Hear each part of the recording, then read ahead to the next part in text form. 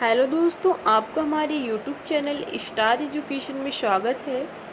आज हम आपके लिए डीएलएड सेकेंड सेमेस्टर विज्ञान का पहला चैप्टर लेकर आए हैं। दोस्तों, विज्ञान में जितने भी चैप्टर हैं एक एक करके हम आपको एक एक चैप्टर करके पढ़ाते रहेंगे। तो चलिए दोस्तों, इसमें आज हम देखते हैं कि पहला चैप्टर ही आज इसमें विज्ञान से संबंधित हम पढ़ेंगे।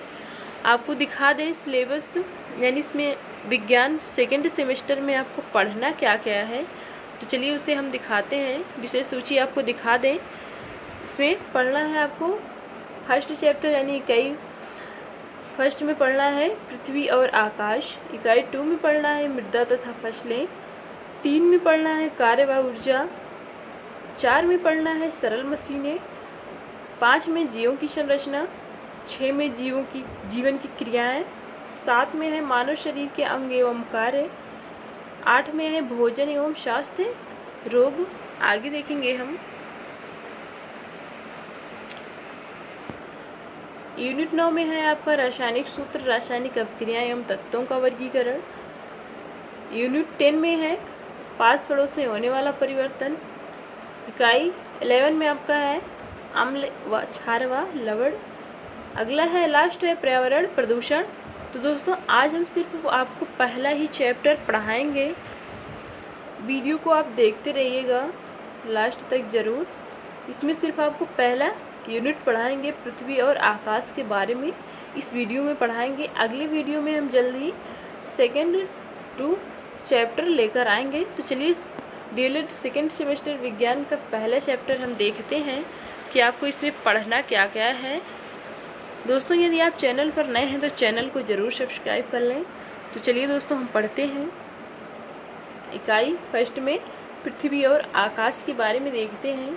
कुछ उद्देश्य दिए गए हैं, इसे हम पढ़ लें, जान लें। इस इकाई को पढ़कर प्रशिक्षु जान सकेंगे, यानी हमें पढ़ना है जो सौर परिवार है, यानी जो फर्स्ट इकाई में आपको पढ़ना है वो चीज़ें यहाँ पे हैं।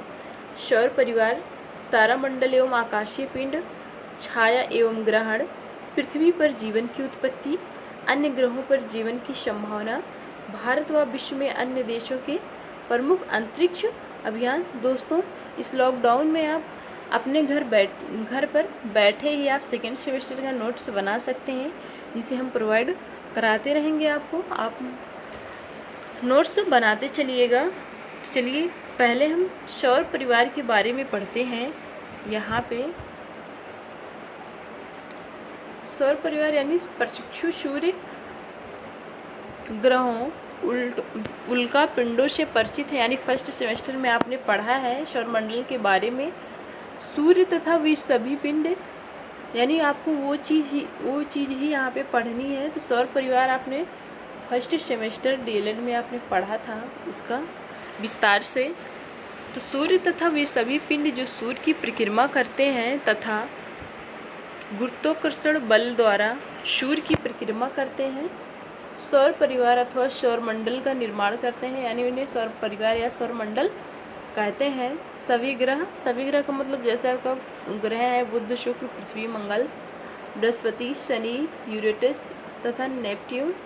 बड़ी संख्या में लघु ग्रह जिन्हें क्षुद्र ग्रह भी कहते हैं। उछलतारी एवं उल्का पिंड, यानी जो उल्काएँ होती हैं एक निश्चित समयांतराल में सूर्य की परिक्रमा करते रहते हैं। खगोलीय दूरियों को प्रकाश वर्ष में नापा जाता है। आगे देखेंगे हम, ये बना हुआ है, आप देख सकते हैं ग्रह सौर परिवार है ये आपका। ये चीज़ सौर परिवार है। आगे देखेंगे हम सूर्य के निकटतम 4 ग्रह यानी बुध, शुक्र, पृथ्वी तथा मंगल पार्थिव ग्रह कहलाते हैं। दोस्तों, आपसे ये क्वेश्चन पूछा जा सकता है कि पार्थिव ग्रह किसे कहते हैं, तो आप लिख सकते हैं बुध, शुक्र, पृथ्वी और मंगल को पार्थिव ग्रह कहते हैं, क्योंकि इनकी संरचना पृथ्वी के समान होती है, इसलिए इन्हें पार्थिव ग्रह कहते हैं। इन ग्रहों के लक्षण हैं पतली परत, लोहे तथा मैग्नीशियम में प्रचुर मात्रा, प्रवार तथा पिछली धातुओं का क्रोड इन उपग्रहों के कम होते हैं। जैसे पृथ्वी का एक उपग्रह है चंद्रमा, यानी पृथ्वी का एक ही उपग्रह है जो कि है चंद्रमा। तो चलिए दोस्तों आगे देखते हैं हम। आगे पढ़ेंगे हम मंगल ग्रह की कक्षा के बाहर के ग्रह बृहस्पति, शनि, यूरेनस तथा नेपच्यून सूर्य के बहुत दूर हैं। ये सभी बृहस्पति की भांति गैसीय ग्रह हैं। इन ग्रहों के बड़ी संख्या में उपग्रह होते हैं, जैसे बृहस्पति के 12 उपग्रह, शनि के 10, यूरेनस के 5 उपग्रह तथा नेपच्यून के 2 उपग्रह हैं। मंगल बृहस्पति ग्रह के स्थान में छोटे छोटे पिंड होते हैं, जिन्हें हम क्षुद्र ग्रह कहते हैं, यानी जो छोटे छोटे पिंड होते हैं उन्हें हम क्षुद्र ग्रह के नाम से जानते हैं। सन 2006 में अंतर्राष्ट्रीय खगोलीय संघ की बैठक में खगोलविदों ने प्लूटो को श्रेणी यानी ग्रह की श्रेणी में न रखने का फैसला किया। इस प्रकार सौरमंडल के मुख्य हिस्से हैं, यानी जो हिस्से हैं हम आपको दिखा दें वो हिस्से कौन से हैं।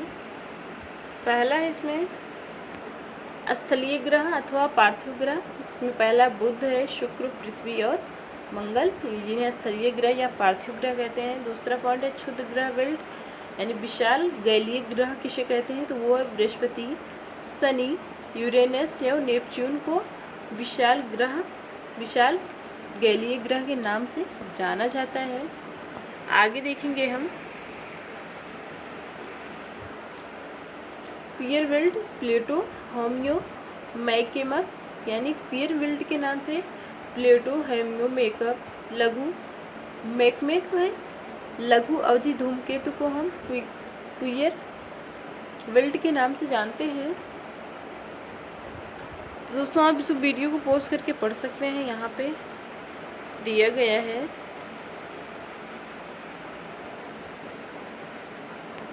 हमारा सौरमंडल एक गैलेक्सी मंदाकिनी का भाग है, इसे आकाशगंगा भी कहते हैं। इस आकाशगंगा का व्यास दिया गया है, यानी इतने प्रकाश वर्ष के बराबर होता है। इस आकाशगंगा में लगभग 100 अरब तारे हैं। सूर्य इस आकाशगंगा के एक सिरे पर स्थित है। सूर्य भी आकाशगंगा में एक तारा ही है, यानी जो सूर्य है आपको ये भी आकाशगंगा का एक तारा है, जो कि ये थोड़ा नज़दीक होने के कारण आपको बड़ा दिखता है। तारे अपनी ऊर्जा का उत्पादन, यानी जो और तारे हैं उनकी अपेक्षा में ये नज़दीक है, इसलिए आपको पृथ्वी से बड़ा दिखता है, जबकि ग्रह ऐसा नहीं करते हैं। यानी तारे अपनी ऊर्जा का उत्पादन स्वयं करते हैं, जबकि ग्रह ऐसा नहीं करते हैं। आगे देखेंगे हम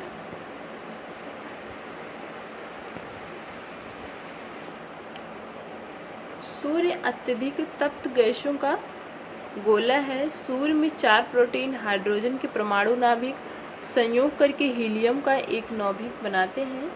हीलियम के नाभिक का द्रव्यमान और प्रोटॉनों के संयोजित द्रव्यमान से कुछ कम होता है, अतः इस प्रक्रम में द्रव्यमान का क्षय होता है। आइंस्टीन के समीकरण E = mc2 के अनुसार जब द्रव्यमान का क्षय होता है तब E ऊर्जा उत्पन्न होती है, जहाँ C प्रकाश की चाल है। अधिकांश तारों में ऊर्जा उत्पादन नाभिकीय संलयन अभिक्रिया द्वारा होता है। जब संलयन की क्रिया समाप्त हो जाती है तो तारों की मृत्यु हो जाती है। सभी तारों में अपना प्रकाश तथा गर्मी होती है। तो मूल्यांकन प्रश्न देख लेंगे कि यानी क्वेश्चन आपसे कैसे इससे पूछे जा सकते हैं।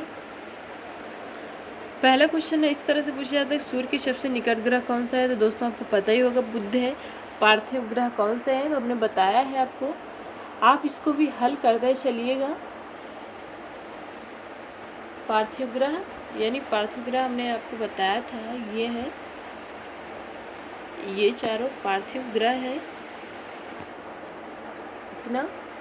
तो दोस्तों आप इसको भी हल कर लीजिएगा जो क्वेश्चन है। चलिए हम आगे देखते हैं। बृहस्पति की कितने उपग्रह हैं, हमारी गैलेक्सी का क्या नाम है, तो पता ही है आपको, आकाशगंगा। और बृहस्पति के जो उपग्रह हैं यहाँ पे है, आप देख सकते हैं, ये 12 उपग्रह हैं बृहस्पति के। तो दोस्तों आप क्वेश्चन को ज़रूर हल कर लीजिएगा, इससे ये रहेगा कि हमको याद होता चलेगा। अगला हम पढ़ेंगे तारामंडल एवं आकाशीय पिंड के बारे में, यानी ध्रुव तारा, धूमकेतु तथा सप्तऋषि मंडल के बारे में प्रशिक्षुओं से प्रश्न पूछकर चर्चा करें तथा कभी कभी आकाश में प्रकाश की एक लकीर सी होगी जो थोड़ी देर में लुप्त हो जाती है। यह सभी भी आकाशीय पिंड हैं। आगे देखेंगे हम, रात में जब हम आकाश को देखते हैं तो हमें असंख्य तारे दिखाई देते हैं। ये तारे हमसे बहुत दूर होते हैं। कुछ तारे तो इतनी दूर हैं कि उनका प्रकाश हम तक पहुंच ही नहीं पाता, यानी वो बहुत दूर हैं। कुछ तारों का समूह उनकी विशेष आकृति के कारण जाना जाता है, जैसे सप्तऋषि मंडल। इस 7 तारे हमेशा एक विशेष संरचना में दिखाई देते हैं। आप देखे होंगे पहले के जो बुजुर्ग लोग होते हैं वो दिखाते हैं, जो 7 तारे होते हैं वो 7 तारे इकट्ठा होते हैं। 5 तारे मिलकर W का आकार के लगते हैं। इस आकृति को आप पढ़ सकते हैं कैसियोपिया कहते हैं। इसी प्रकार ओरियन भी अपनी विशेष आकृति के कारण पहचाना जाता है। तो आप देख सकते हैं जो सप्तऋषि मंडल है कभी कभी आकाश में इस तरह का आपको दिखाई देता होगा। पहले के बुजुर्ग जो होते हैं इसको किसी ग्रह के नाम से जानते थे। तो आप देख सकते हैं ये 7 तारे हैं कि लाइन में है, इधर W के आकार का है। ओरियन ये है, आपको देख सकते हैं आप। तो ये चीज़ है, यानी पृथ्वी अपनी धुरी पर घूमती है। सूर्य तारा पृथ्वी के घूर्णन अक्ष पर, इसलिए ध्रुव तारा स्थिर प्रतीत होता है तथा अन्य सभी तारे की स्थिति आपकी बदलती रहती है। चलिए दोस्तों आगे देखते हैं हम। आगे हम कुछ पढ़ेंगे विशेष आकृति वाले तारों समूह का चित्र प्रशिक्षुओं से बनवाएं। यानी जो विशेष आकृति वाले तारे हैं जो पीछे आपको दिखाया था उसको शिक्षक को चाहिए कि बच्चों से बनवाएं। तो धूमकेतु जिसे पुच्छल तारा भी कहते हैं, सौर परिवार का हिस्सा है जिसमें एक नाभिक होता है और जो छोटे छोटे कणों से होता है और एक पूंछ होती है। ये है आपका, तो ये इसकी पूंछ है, ये जो कई हजार किलोमीटर लंबी होती है। जब यह सूर्य के निकट आता है तो इनकी पूंछ सदैव सूर्य से दूर की ओर होती है। आगे देखेंगे हम, ये बना है, आप देख सकते हैं सूर्य के चारों ओर धूमकेतु की स्थिति है। ये आप देख सकते हैं, इसे ही पुच्छल तारा कहते हैं। आगे देखेंगे हम, कभी कभी आकाश में एक सफ़ेद लकीर दिखाई देती है जिसे टूटता तारा भी कहते हैं। मंगल तथा बृहस्पति के बीच क्षुद्र ग्रह होता है जो कभी कभी पृथ्वी के वायुमंडल में आ जाते हैं।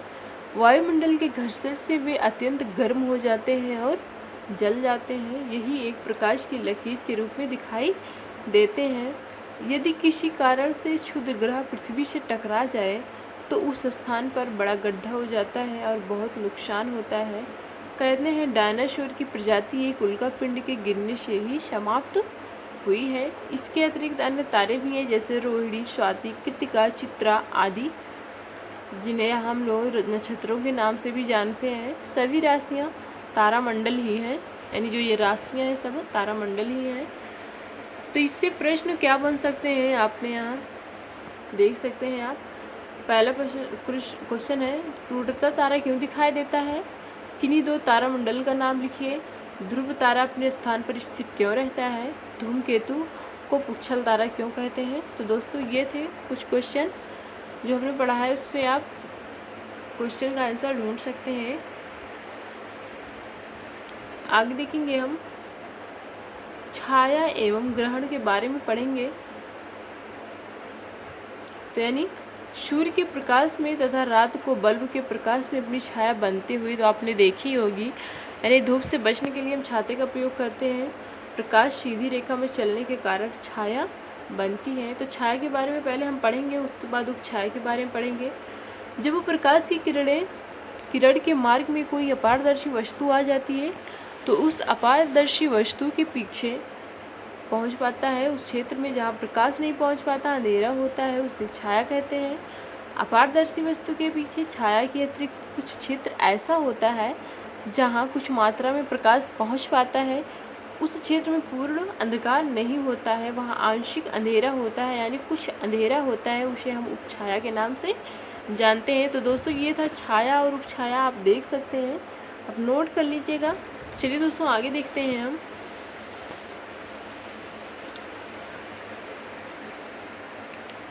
आगे है हमारा बिंदु प्रकाश स्रोत द्वारा छाया का बनना।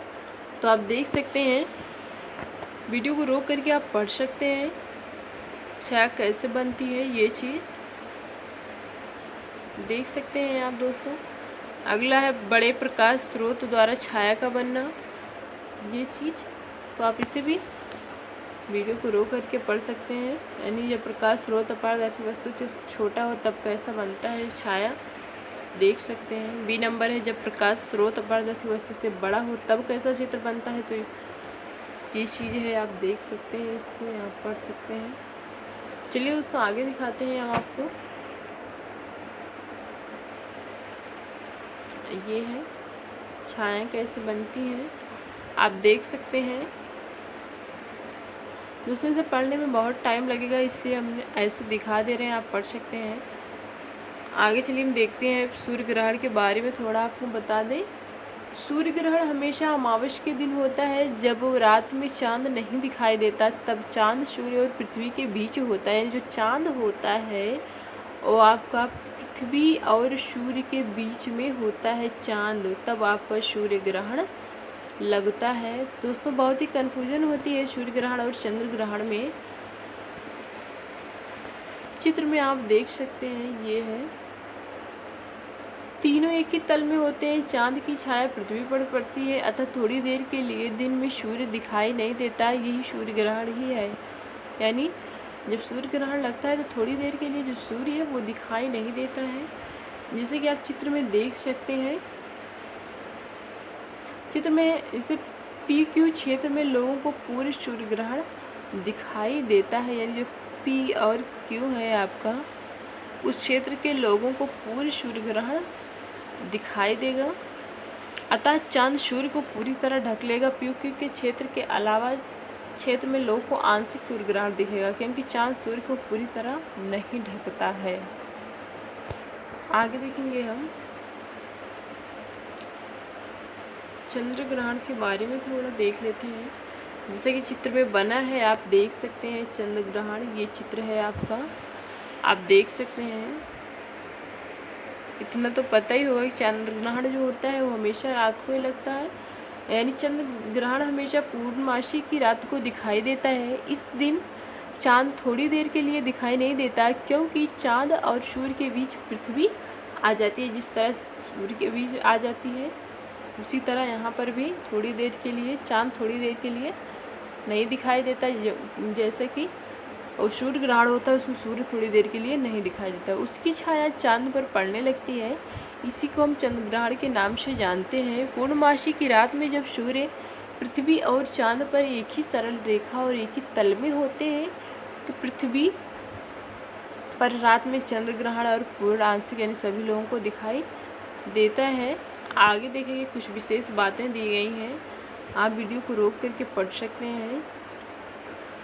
ये इसमें पहला पॉइंट है आपका, पृथ्वी की छाया बहुत बड़ी बनती है, इसलिए चांद पृथ्वी की छाया में काफ़ी लंबे समय के लिए रहता है, अतः चांद ग्रहण समय के लिए होता है, अधिक समय के लिए होता है। अगला पॉइंट देखेंगे हम, चांद की छाया बहुत छोटी होती है, इसलिए सूर्य ग्रहण अपेक्षाकृत कम समय के लिए होता है। किसी वर्ष पड़ने वाले चंद्र ग्रहणों सूर्य की तुलना में काफ़ी अधिक होते हैं, आप देख सकते हैं। कुछ अभ्यास प्रश्न भी हैं यहाँ पे नीचे, क्योंकि यहाँ पे प्रश्न देख सकते हैं, आप खुद को आके क्वेश्चन आंसर करके आप अपनी नोट्स में बनाते चलिएगा दोस्तों। आगे देखेंगे हम,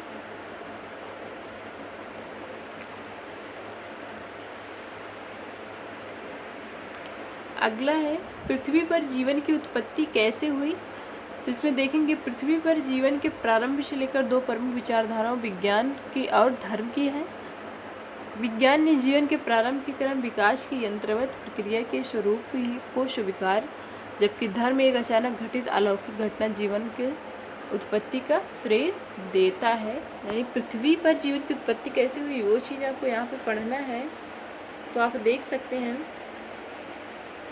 ये अमेरिका के जीव विज्ञानी स्टेनली लॉर्ड मिलर ने इस खोज को एक नई और निश्चित दिशा दी। मिलर ने एक बहुत ही आसान प्रयोग के तहत हाइड्रोजन, मीथेन, अमोनियम तथा जल वाष्प का मिश्रण तैयार कर उसमें जीवाणु रहित गैस कंटेनर से गुजरने का मौका दिया।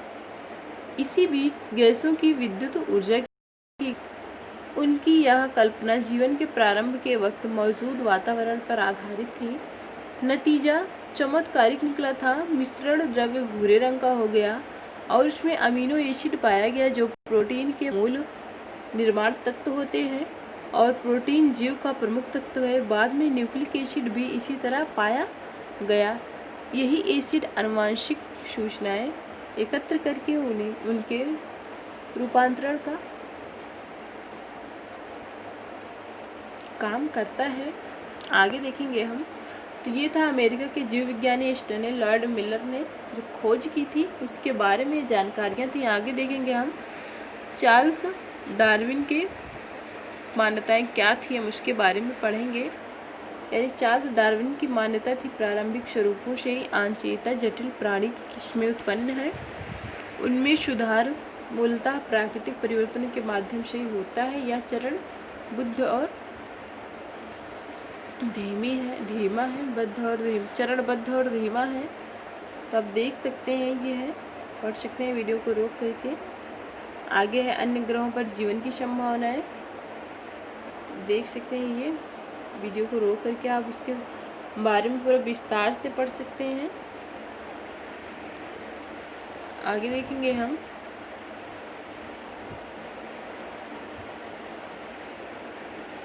ये चीज़ है। तो दोस्तों आप इसको पढ़ते ज़रूर चलिएगा और जो अभ्यास प्रश्न है इसको आप हल ज़रूर करिएगा। ये चीज़ नहीं आएगा तो आप हमें कमेंट में बताइएगा। हम इसकी जितने भी क्वेश्चन इसके हैं हम इसकी एक वीडियो बना देंगे आप लोगों को, जिससे पढ़ने में आसानी होगी। आगे है भारत और विश्व के अन्य देशों के प्रमुख अंतरिक्ष अभियान जो हैं कौन कौन से हैं, तो अभियान आप देख सकते हैं, पढ़ सकते हैं। ये है सारणी भी दी गई है आपकी। यानी भारत के द्वारा विभिन्न देशों के जो प्रमोचित उपग्रह हैं उपग्रह इस पर सारणी 1 में दी गई हैं, आप देख सकते हैं, पढ़ सकते हैं इसको। तो दोस्तों ये था डीएलएड सेकेंड सेमेस्टर विज्ञान से संबंधित पहला चैप्टर था ये विज्ञान का, DElEd UP DElEd second semester BTC का। तो दोस्तों वीडियो कैसी लगी आप हमें कमेंट में ज़रूर बताइएगा। दोस्तों जल्द ही हम विज्ञान का सेकेंड चैप्टर लेकर आएंगे। जब तक के लिए जय हिंद, जय भारत।